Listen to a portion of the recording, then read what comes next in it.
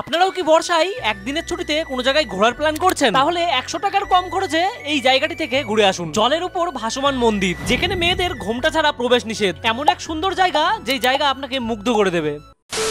দুপুরবেলা করে দাঁড়িয়ে রয়েছি আর বৃষ্টির কোনো থামারই নাম নেই। আর বৃষ্টির মাঝে টোটো করে ঘুরতে যাবো, এ যেন আলাদাই মজা। আমরা আজ যেতে চলেছি ব্যান্ডেলের এক নাম করা জায়গা লাহিড়ী বাবার আশ্রমে। ব্যান্ডেল স্টেশন থেকে মাথা পিছু 25 টাকা দিয়ে আপনারা চলে আসতে পারেন এই জায়গাটাই। প্রবেশ মুখে দুপাশে দুটো হাতি, এক পাশ দূরে রয়েছে গোলাপ বাগান, এক পাশে রয়েছে রাজহাঁস। তার থেকে একটু এগোলেই পেয়ে যাবেন একটা গার্ডেন, তার পাশেই রয়েছে মায়ের আগমনের ছবি। আমরা তো এখানে প্রথমবার গিয়েছিলাম। তোমরা কি কেউ কখনো এসেছো এই জায়গায়? অবশ্যই কমেন্ট করে জানিও। বৃষ্টি ভেজা দিন বলে ভিড়টা একটু কমই ছিল, নয়তো প্রচুর মানুষের প্রতিদিন আগমন ঘটে এই জায়গায়। আর রথের দিন জগন্নাথ দেবের রথ কিন্তু এই জায়গা থেকে বের হয়। আপনাদের হয়তো মনে হতে পারে ভিডিওর মাধ্যমে তো সব দেখে নিলাম, তাহলে সামনে গিয়ে কি লাভ? এই মন্দিরের গেট থেকেই আপনাকে ঘোমটা কিন্তু দিতে হবে। ছবি ফটো এই জায়গা থেকে তুললেও ভেতরে কিন্তু এলাও নেই। ভিতরে প্রবেশের সময় আপনাকে পা ধুয়েই প্রবেশ করতে হবে। যদি কোনো দিদিভাই আলতা পরে থাকেন তাহলে কিন্তু প্রবেশ করতে পারবেন না। রাম, সীতা, জগন্নাথ দেব, মা কালী সবই রয়েছে একই জায়গায়। ভিডিওটা ভালো লাগলে অবশ্যই নিজের প্রিয়জনকে শেয়ার করতে পারেন।